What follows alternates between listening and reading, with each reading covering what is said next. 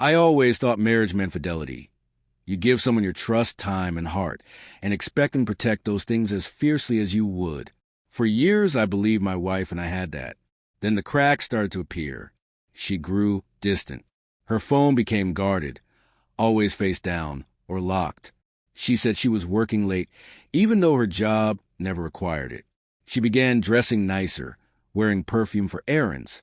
I told myself it was stress or my imagination. But truth has a way of surfacing. One evening I came home early. Her phone buzzed on the counter and curiosity won.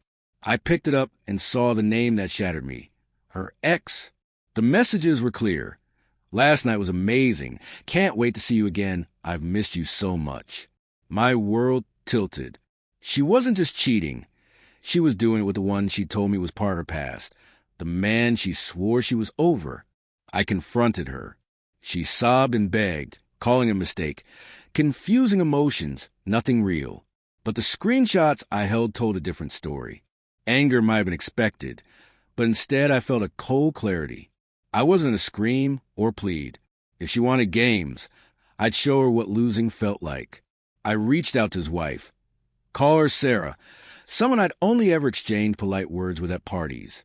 When I told her, she didn't fall apart. She stared at me, eyes hard, then said, "So they've been sneaking around behind our backs." When I confirmed it, she smiled, but the kind of smile that came from hurt turned into resolve. Then maybe it's time they learn a lesson. We didn't act from desire. We acted from hurt and the need for retribution, under the guise of talking about the betrayal. Sarah invited me over. One night became two. We found consolation not only in sex, but in sharing our stories, comparing the lies they fed us, and realizing how parallel their deceit had been. It wasn't a romance. It was solidarity forged from betrayal. We made sure they discovered it. We didn't hide what we'd done. One evening my wife came home pale, brandishing her phone. There was a photo of me and Sarah, smiling with our arms around each other. "You slept with her," she stammered. I looked straight at her and said, "I only followed your example. You cheated with your ex, so I cheated with his wife." She crumbled, sobbing, screaming. Suddenly the victim when a mirror was held up to her. Her ex learned the truth, too. Watching his smug expression fall away was a kind of sick satisfaction.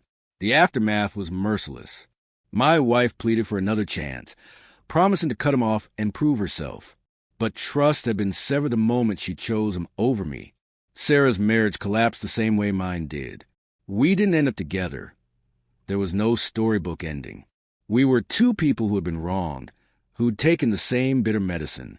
I filed for divorce, severed ties, and rebuilt my life. It was hard, but I kept my dignity.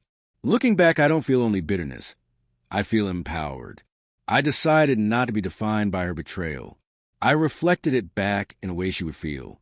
So we'll say two wrongs don't make a right, and maybe they're right. But when someone burns down your life, sometimes the only way they'll learn is by feeling the heat themselves. My wife tried to humiliate me. Instead, she became the one humiliated. I gave her back what she gave me. When she finally understood the weight of betrayal, bitter, cold, unforgiving, it was too late to mend what she'd broken. In the end, who won? Not her ex, not Sarah. It was me. I walked away tougher and wiser, used the wreckage as fuel, and survived. I didn't merely endure the betrayal.